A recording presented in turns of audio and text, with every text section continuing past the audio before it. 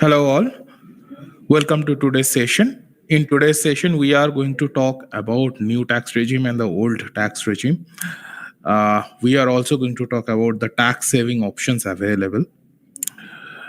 My name is Saikat Roy, and we have Rahul with us, who is a qualified professional, and he will be answering the question if you have any in the chat box.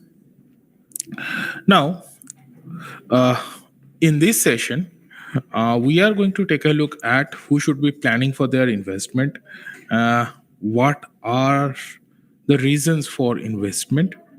We are going to take a look at the new tax regime and the old tax regime, and when we are going to declare such investment, and what are the various type of things that you should be keeping in mind during the year.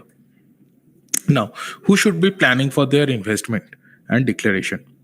Most importantly, people who has opted for the old tax regime and whose salary income is more than 5 lakh rupees under the old tax regime, that person should be declaring their investment and planning for the investment to begin with. Now, why is that? We know that up to a certain amount, there is no tax on the total income. That limit for the old tax regime is 5 lakh rupees. Now, if your total income, so all the income together reduced by all the investment, tax saving investment that you are making, if it is not more than 5 lakh rupees, you are not supposed to pay any taxes. However, you are supposed to file your income tax return within the due date. Now, in case you have selected or opted to be taxed under the new tax regime, there is no requirement for you to submit the investment, because under the new tax regime, there is very, very limited scope of claiming the deduction. But under the old tax regime, there is still this option to declare the investment and get its benefit. Now, there are a lot of things you can declare to your employers. For example, insurance, home loan, rent paid for HRA purposes, etc., etc. However, there is one crucial thing you should also consider to declare to your employer. That is, if you have any additional earning other than your salary. Why is that? You see, under the Income Tax Act, after taking all the tax credit, if the total tax liability is more than 10,000 rupees, then you are supposed to pay advanced taxes. Now, if you do not pay taxes in an advanced manner, in that case, there are interest charged under two different sections of Income Tax Act. One is Section 234B, another is 234C.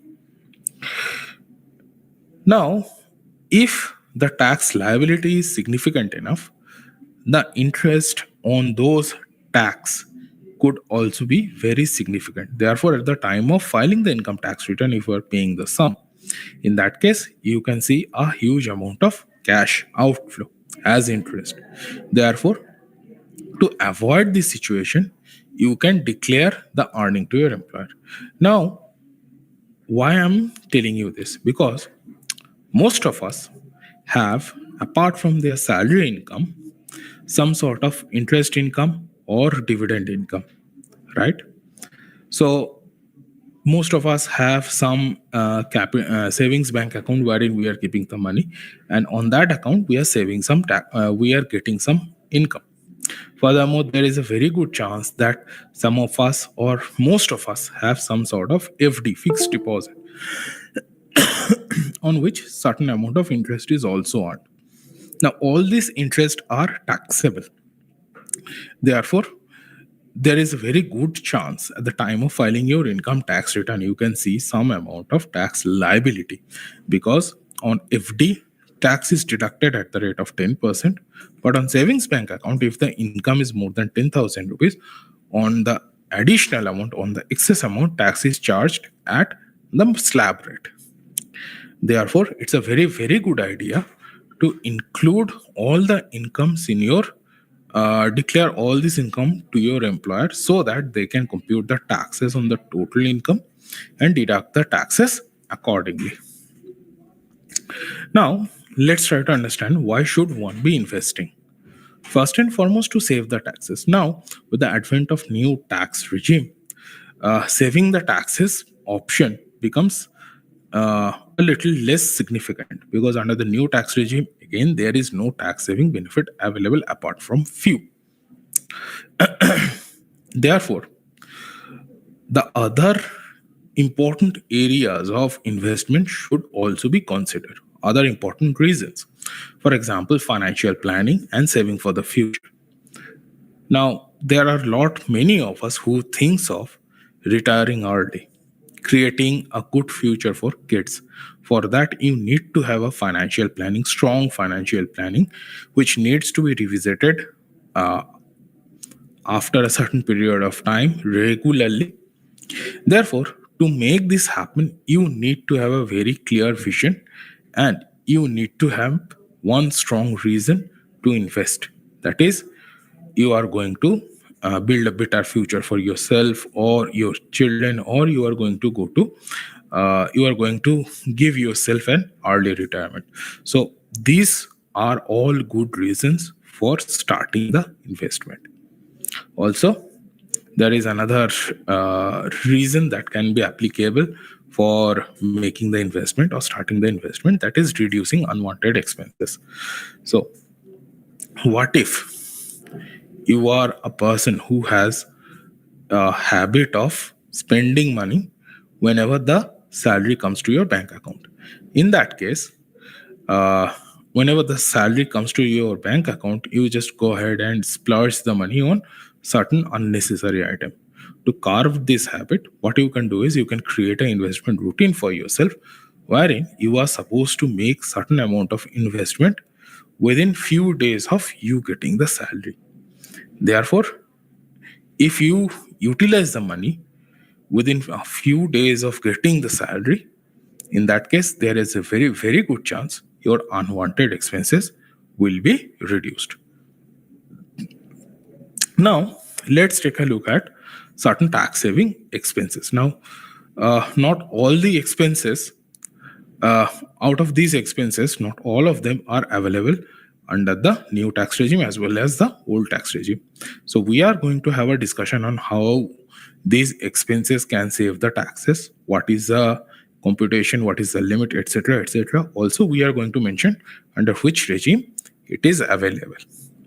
First and foremost, house rent allowance. House rent allowance is given to you if you are staying in a rented accommodation for your employment purpose and your employer gives you a salary, and in that salary there is a component called house rent allowance.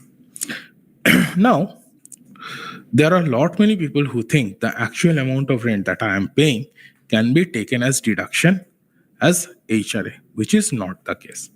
To get to know about the actual amount of HRA, you need to know about three figures.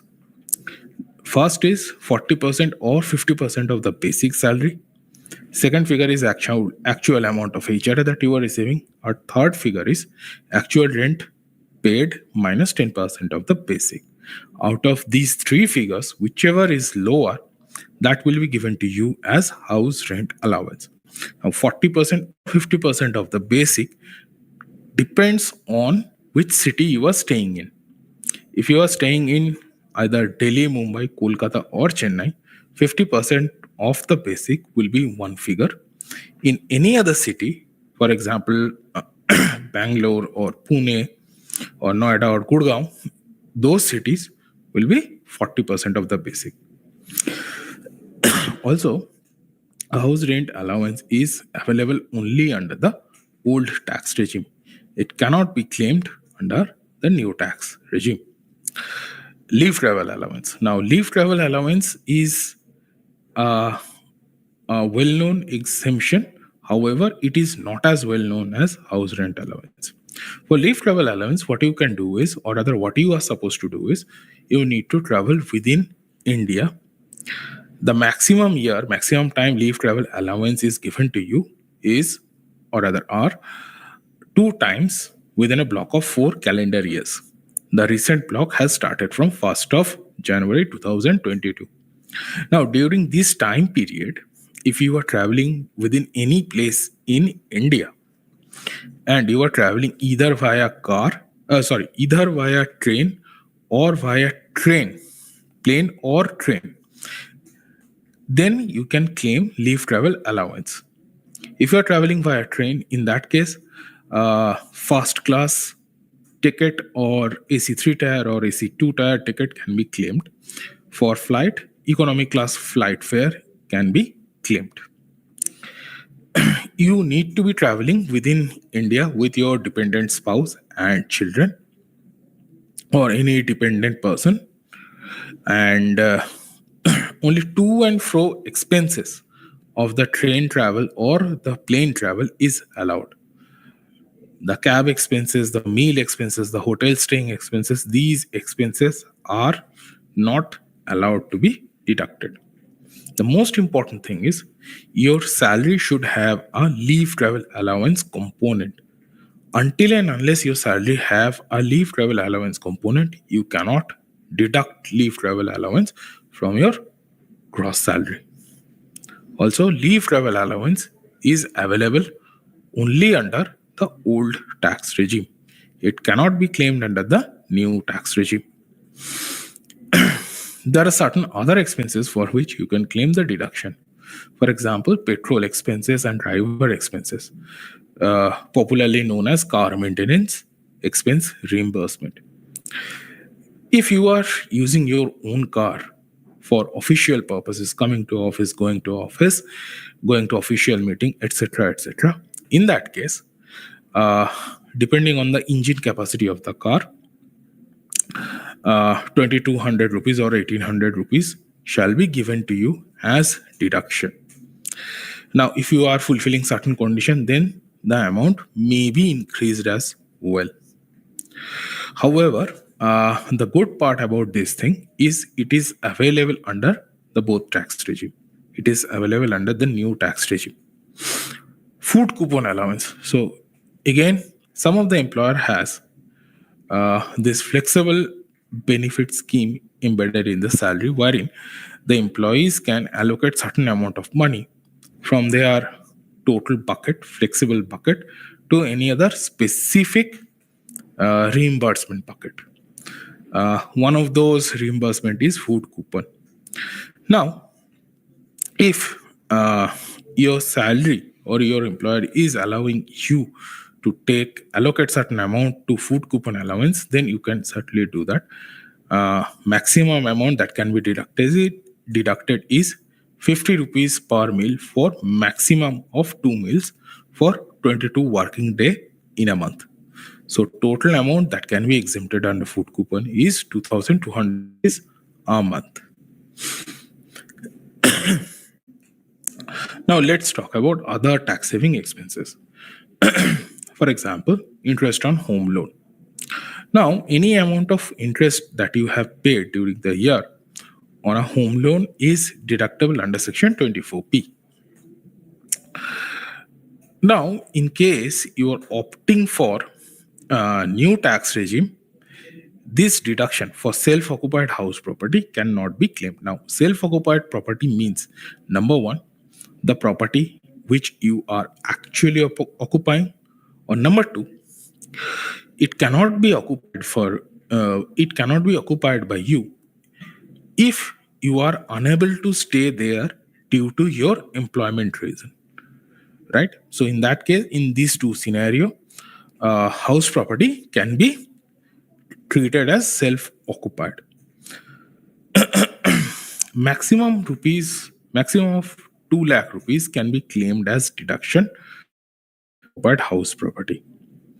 Also, the interest expense for home loan is granted from the year of proposition.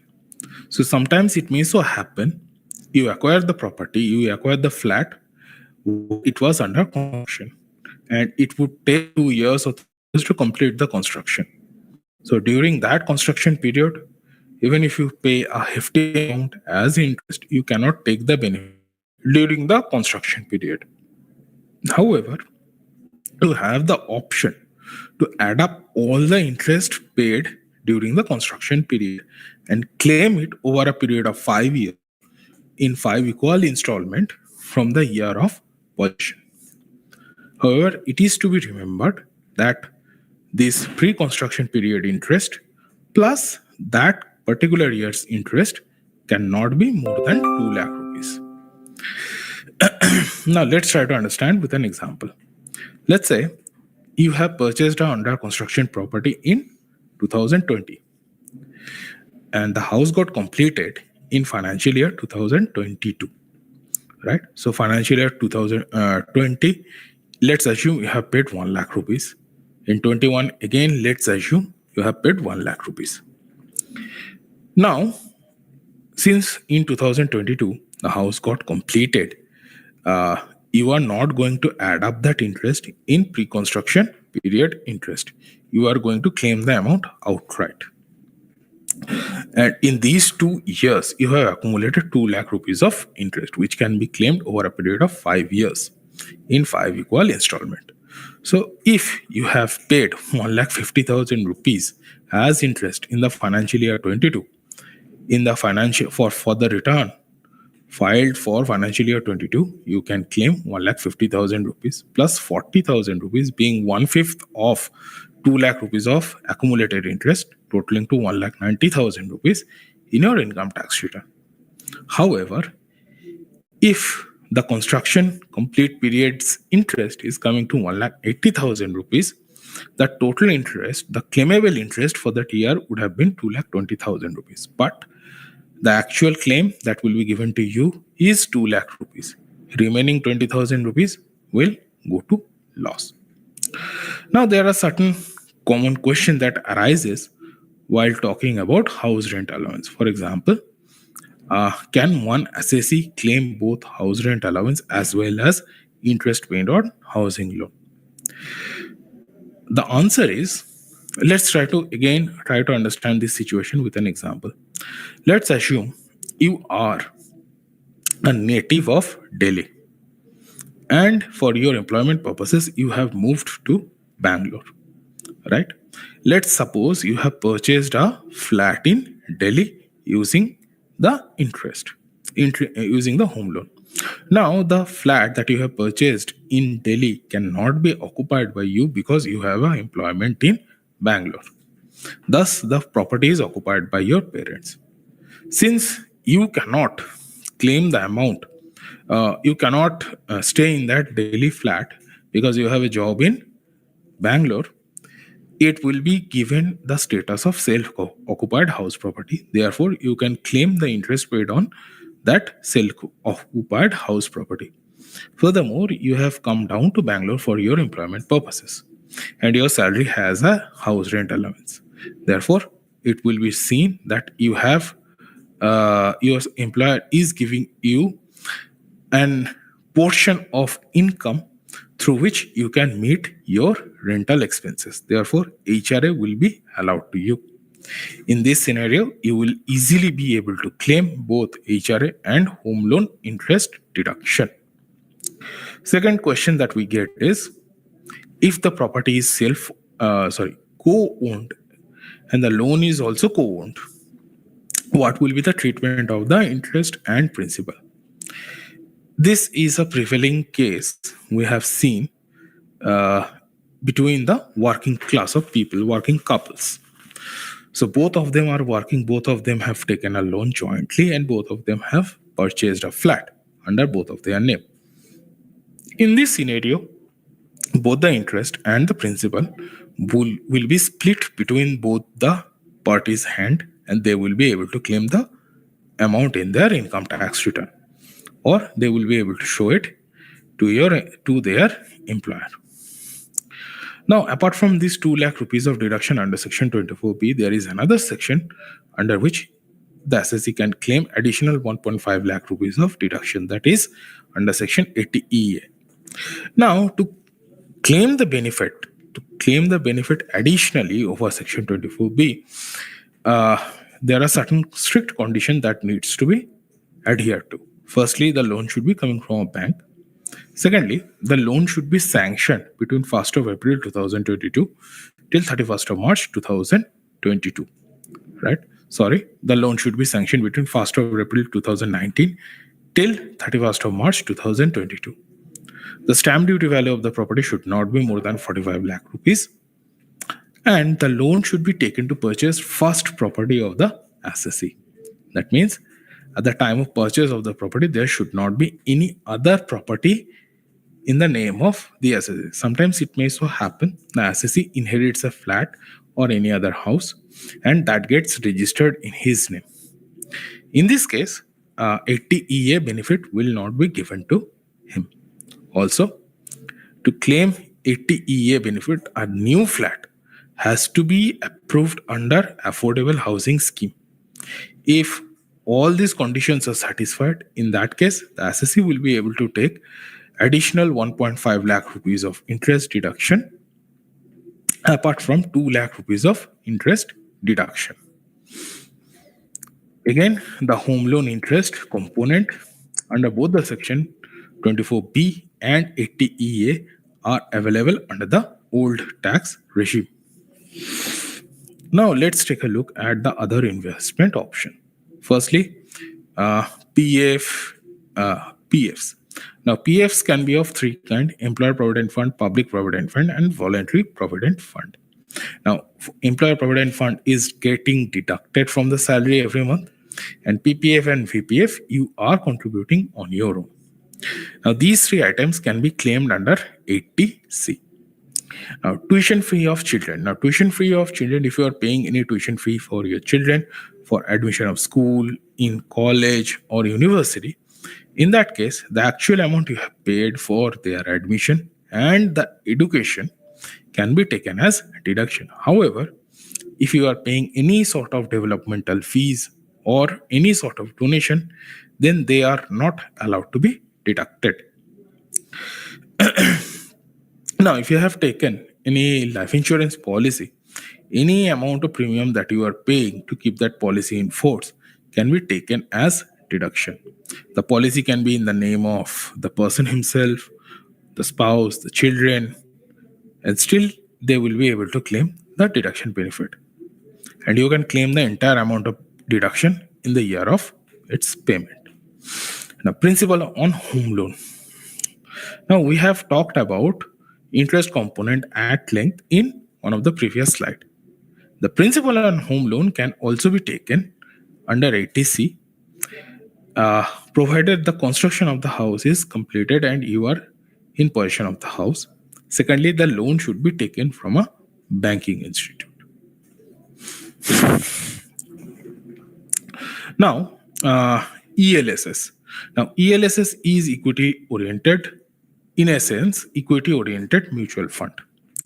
Now, in ELSS, if you are investing, the investment amount can be claimed as 80C deduction. However, there are certain taxation aspect attached to it, this being a equity oriented mutual fund. Firstly, since this is a equity oriented mutual fund, all the benefits, tax benefits of equity oriented mutual fund will be attached to it, right? That means if you are holding on to them for a long period of time and selling them off, in that case, any gains you make on the sale will be taxed at the rate of 10% after giving you a deduction of 1 lakh rupees. In simpler terms, in case you are selling the ELSS mutual fund after the lock-in period is ending, any gain you make will be taxed at 10% after it crosses 10 lakh rupees of income threshold. Now, tax saver FD is a relatively safer bet. Any amount that you are earning on tax saver FD is taxable. However, tax saver FD has a lock-in period of 5 years. There are other investment options available for you. For example, SSY Sukanya Samriddhi Yojana, under which if you are parent of a girl child, after she is born, you can start investing in her name, and once she attains majority, you can withdraw the sum and use it to fund her further education. National pension scheme and post office deposit scheme are issued by the government, and they are relatively much more safer. Now, there are other investment options, but primarily we will be focusing our discussion towards NPS, National Pension Scheme, because National Pension Scheme has a unique property of giving you additional deduction over and above the limit mentioned under 80C. 80CCD 1B or 80CCD 1B, if is talking about 80CCD 1B section, is actually talking about you getting a additional amount of deduction. Normally, if you are contributing towards NPS, National Pension Scheme, it goes towards the limit of 80C, that is 1,50,000 rupees. However, if you are foregoing the deduction claimed under 80C, in that case, you can claim the deduction made into NPS under a different section altogether. That is 80CCD 1B. Now, let's try to understand this with an example. Let's say you have a PF contribution of 20,000 rupees. You have a home loan principal of 20,000 rupees. You have a ELSS investment of 20,000 rupees. And you have a NPS contribution of 30,000 rupees. So you can claim these amounts in a different permutation and combination. For example, you can claim NPS, you can claim home loan principal, and you can claim PF, right? But in that case, your total deduction will be limited to 1,50,000 rupees. Instead, what you can do is claim PF, claim home loan principal, and claim ELSS contribution, all of them together 1,50,000 rupees under 80C. Claim the NPS contribution that you are doing on your own under a separate head altogether. Don't club it with 80C. Claim it under a separate section altogether. Maximum that can be claimed is 50,000 rupees. So in this case, the entire 30,000 rupees will be claimed, and you will get much more benefit for your total investment.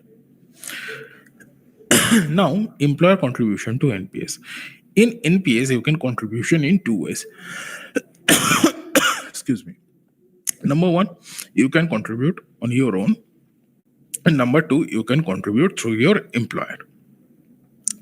Now, if you are contributing through your employer, then maximum 10% of your salary, the basic salary, can be contributed towards National Pension Scheme. However, there is a monetary limit attached to it, that is 7.5 lakh rupees. If your contribution is more than that, it will be taxed. The additional amount will be taxed in your hand. Now, what are the other options available for the investment beyond 80C? So beyond 80C, there are a lot of other options. For example, 80D, that is health insurance premium. Now, if you are not a senior citizen, in that case, you can claim maximum up to 25,000 rupees for medical insurance premium paid. If your parents are dependent on you and they are not senior citizen, in that case, you can get another 25,000 rupees band for medical insurance premium paid. In case you are senior citizen, you can claim 50,000 rupees. In case your parents are senior citizen, you can claim additionally 50,000 rupees. Now, one point to remember, any one of the parent, if any one of the parent is senior citizen, then both of them can enjoy the benefit. So if out of both the parents, father is more than 60 and mother is not, in that case, still the limit will be 50,000 rupees. Now, if the parents are not senior citizen, or assessee himself or herself is not senior citizen, in that case, medical expenditure in lieu of medical insurance premium paid can be taken as deduction. However, it needs to be ensured that they are not covered under any medical insurance policy. We see in many cases people think that since I have not claimed the amount, or since the insurance company is not providing the reimbursement or not providing the cover, in that case I will be able to claim medical insurance. No, this is simply not the case. Since they are covered under any medical insurance, be it taken on their own or taken by you or taken by their group company, group medical policy by their ex-employer or your employer as part of group medical insurance, they will not be given deduction for medical insurance as they are already covered under medical insurance, right? So they will not be given any deduction for medical expenses just because they have a medical insurance going on for them. Now, there are other section of deduction available for the person. For example, 80DD, when there is a dependent upon the person, is differently abled. If the disability limit is more than 40%, then 75,000 rupees will be the deduction amount. If the disability limit is more than 80%, then 1,25,000 rupees will be the deduction amount. If the person himself or a dependent is diagnosed with specific diseases, then 40,000 rupees or 1 lakh rupees, depending on the age and subject to medical expenses, will be given to as deduction. However, there are exhaustive list of diseases which actually includes motor neuron diseases, Parkinson's, Alzheimer's, cancer, those sort of diseases. Now, if the assessee himself is differently abled, then the similar lines of 80DD deduction is given to the assessee. If assessee or any dependent of the assessee is undergoing higher education, if assessee himself or any other dependent of him is going under higher education, and to pursue that higher education they have taken an education loan, in that case that amount will be given to the assessee as deduction. However, uh, there is no limit to the amount which can be claimed as education loan.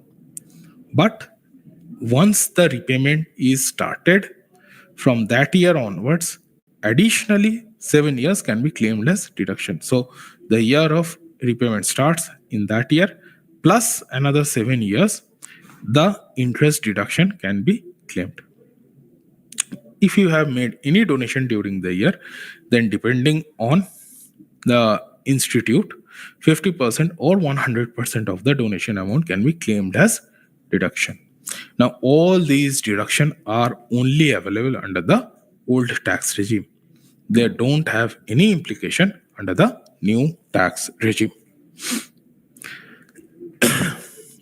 Now, it is absolutely important that you are declaring your investment at the beginning of the year.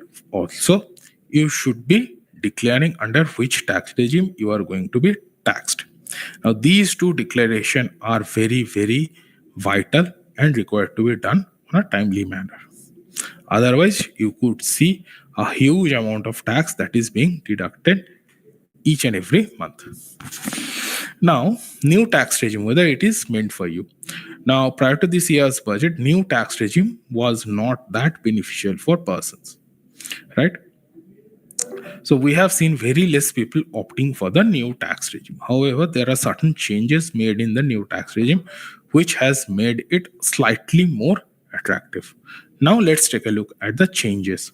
Firstly, the new tax regime has been set as the default tax regime, which means if you are not selecting the tax regime, by default, the new tax regime will be attracted and all the taxes, computation, and withheld will be according to the new tax regime. That is, without giving you any deduction benefit for any investment that you are making.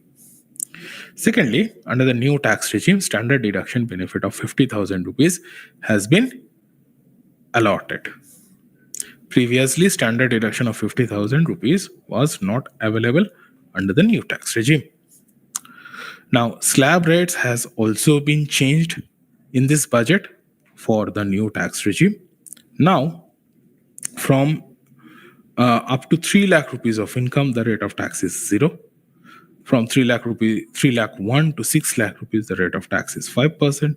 From 6 lakh 1 to 9 lakh rupees, the rate of tax is 10%. From 9 lakh 1 to 12 lakh rupees, the rate of tax is 15%.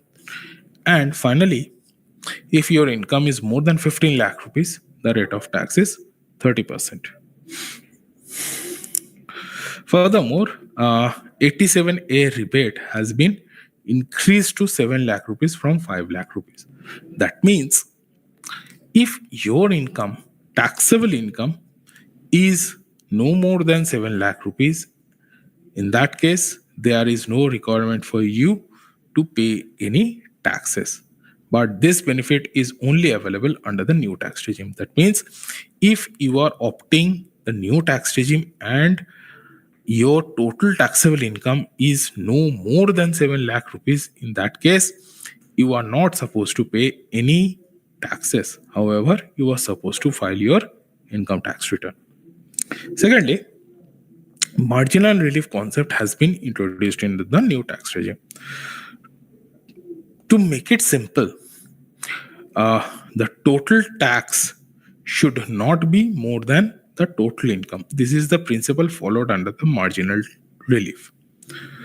Now, let's assume your income is 7 lakh rupees and you are not paying any taxes, but one of your friend has earned 7 lakh 10,000 rupees and both of you are opting for new tax regime. Now, he has income marginally over 7 lakh rupees, only 10,000 rupees. But having that income, that is 7 lakh 10,000 rupees, your friend is supposed to pay taxes of 26,000 rupees. Now, this does not seem very fair. Therefore, what the income tax department did is they have introduced this marginal relief concept wherein you will be given a marginal relief that will be, and after giving the marginal relief, the tax will come down to the additional income, which is more than the 7 lakh rupees. However, it must be noted, marginal relief will stop at 7,27,777 rupees earning level, total income level. Now, under the new tax regime, high surcharge rate of 37% has been reduced to 25%. Now, whether the new tax regime is beneficial for us or not, let's try to understand with an example. For this, we have taken a salary income of 16 lakh rupees. From this income, we will be able to reduce standard deduction under the new tax regime as well as the old tax regime. However, the home loan interest, ATC deduction, ATT deduction, all these deductions are not available under the new tax regime, but they are still available under the old tax regime, right? And since the person in concern is also taken a employer contribution through NPS, they will be able to claim that amount as well.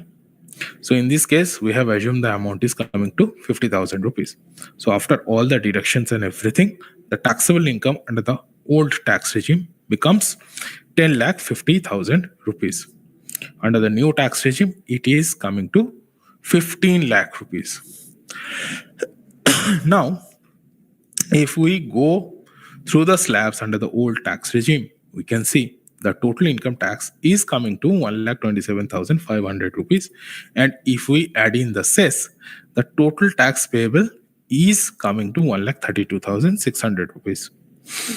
Now, after the budget, as per the slab that we have mentioned earlier, the rate of tax or the total tax will come to 1,50,000 rupees. And after adding in health and education cess of 4%, the total tax payable would come to 1,56,000 rupees. Now we can see that still the old tax regime is beneficial. However, the gap between these two regimes are closing down very, very rapidly.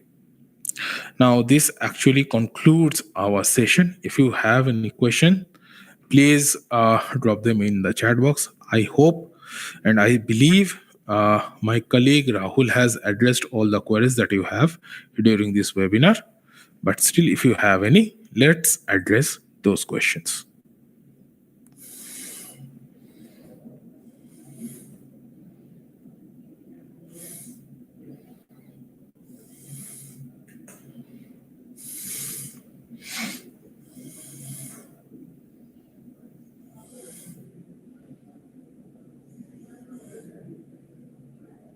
Uh, Prasanna is asking a question that he has opted for old tax regime in 2023, and can he claim the new tax regime at the time of filing the income tax return?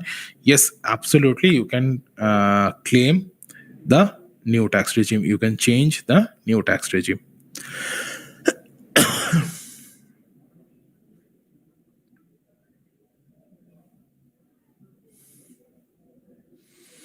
Well, Nalin, the new tax regime is beneficial in some of the cases wherein uh, there is no investment made by the person.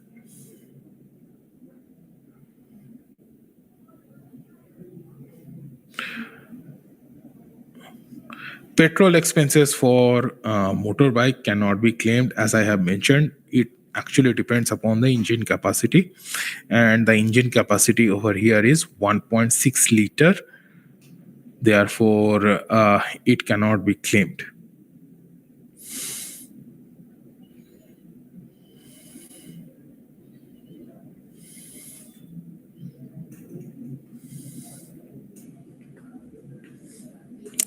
NPS contribution through employer can certainly reduce the tax liability under the new tax regime.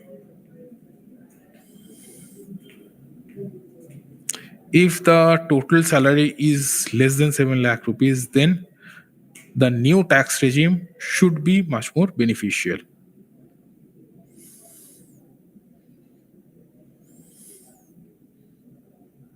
Under 80G, yes, under the old tax regime, 80G can be claimed.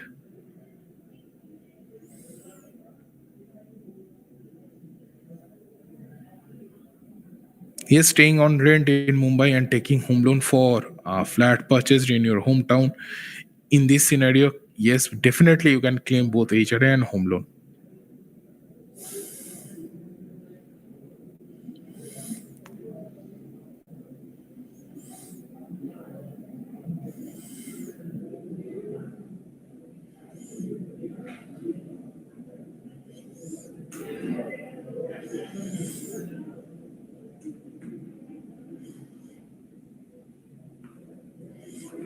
Now, if you are still confused between the tax regime and the income level, Rahul would be dropping the link to a calculator which can be used to check which regime might be beneficial for you.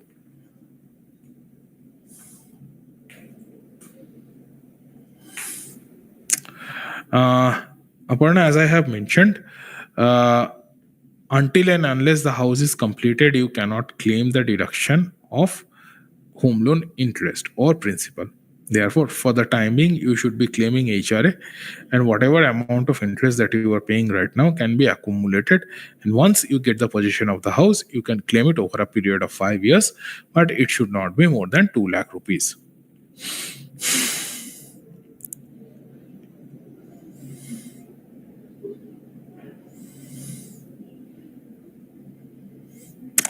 Actually, that depends upon the investment you are having. If you do not have any investment whatsoever, then new tax regime might be beneficial. If you have all the investment, then old tax regime should be beneficial.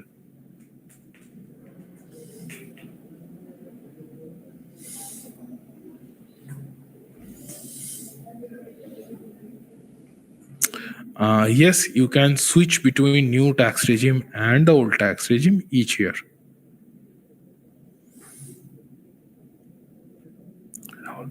calculator. Rahul, I believe, have shared the calculator with you. Please use the calculator to determine whether the new tax regime or the old tax regime is beneficial for you.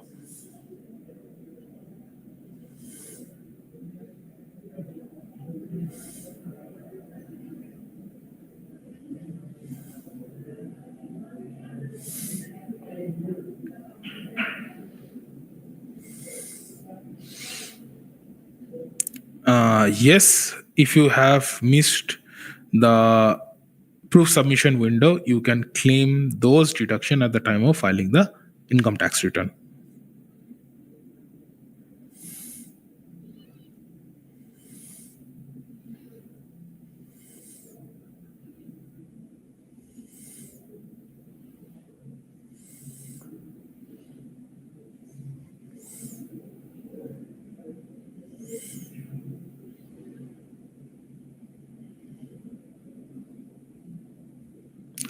Please use the tax calculator to know whether the new tax regime or the old tax regime is beneficial for you.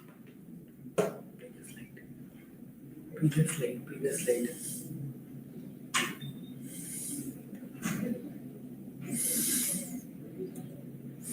Link 20.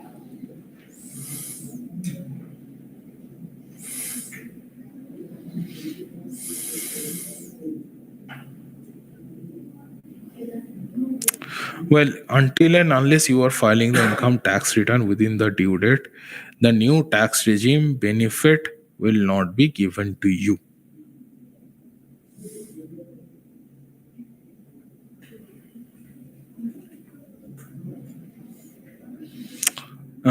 If you have paid interest on education loan, in that case, every year bank is going to issue a interest certificate, and you can submit that certificate to get the deduction to your employer. If it is not possible, then at the time of filing the income tax return, you can refer to that interest statement and you can claim the amount.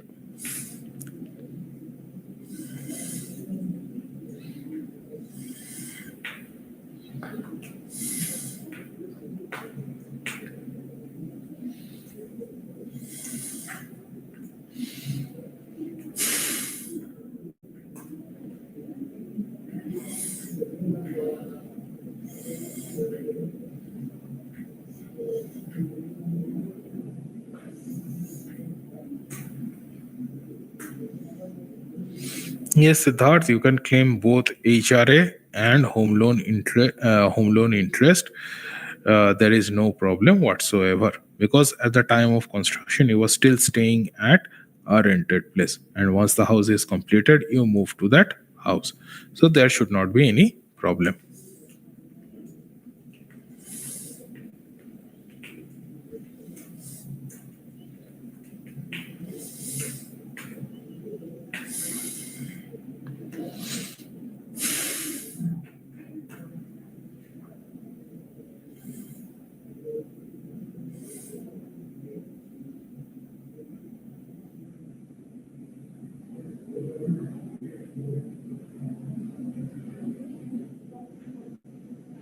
If you have medical insurance from employer, in that case, that will already be captured in Form 16.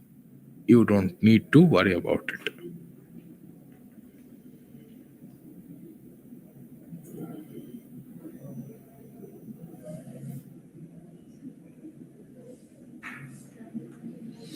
Yes, Rajesh, that profit will be treated as short term capital gains and it will be taxable at the rate of 15%.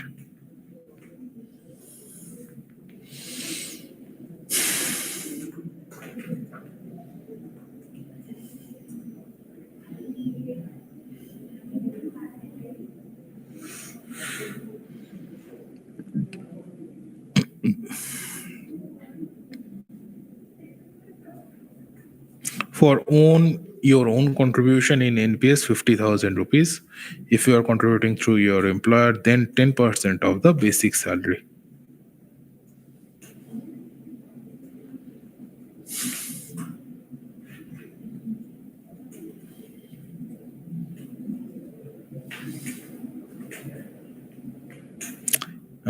To get the NPS benefit under the new tax regime, please discuss with your employer whether they have this option available.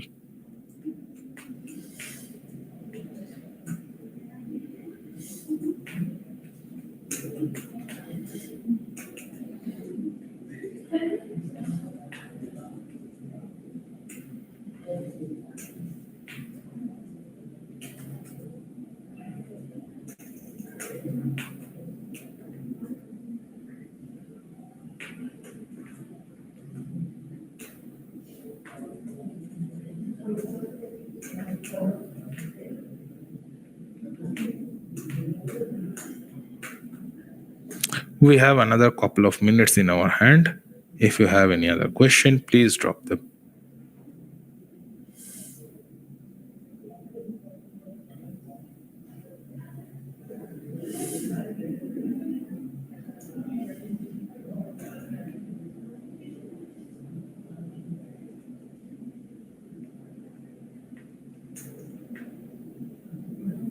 Yes, it is possible to have EPF and NPS together.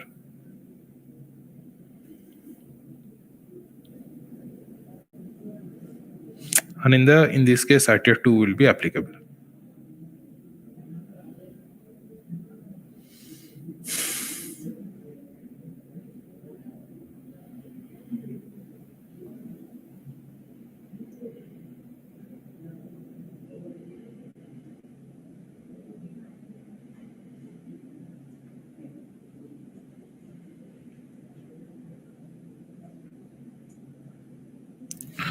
Well, if it is for capital gains out of mutual fund, if it is equity oriented mutual fund, long term gains will be taxed at the rate of 10%, short term will be taxed at the rate of 15%. If it is not equity oriented, if it is debt oriented, in that case, long term will be 20% after indexation, and short term will be taxed at slab rates.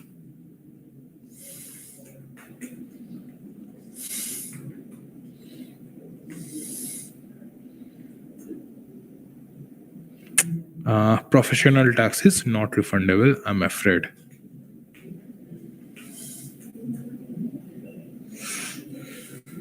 Yes, Rajesh, the profit you are making is taxable, and since they are short term capital gains, they will be taxed at the rate of 15%.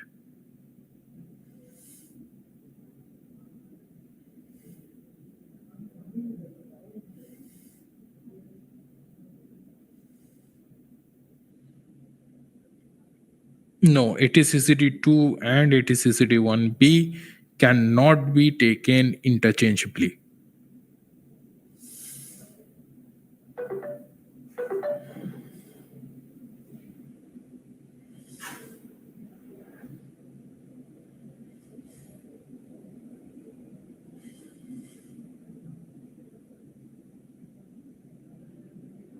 Yes, equity mutual fund has a limit of 1 lakh rupees as well.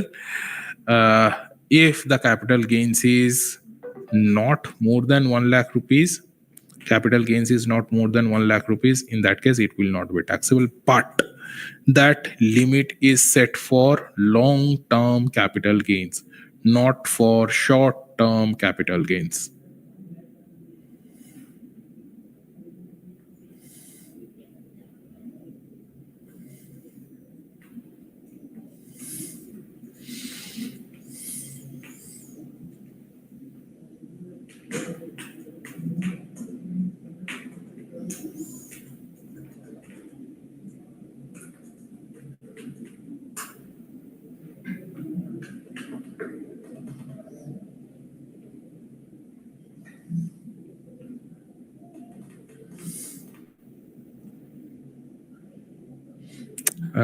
Each year cannot be claimed under the new tax regime.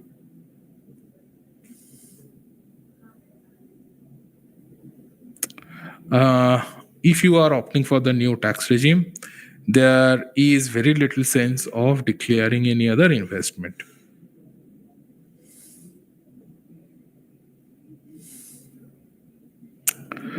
All right, then. So thank you for joining with us.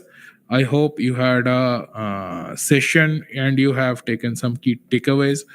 Thank you all for joining with us. Thank you so very much. Have a great weekend. Bye.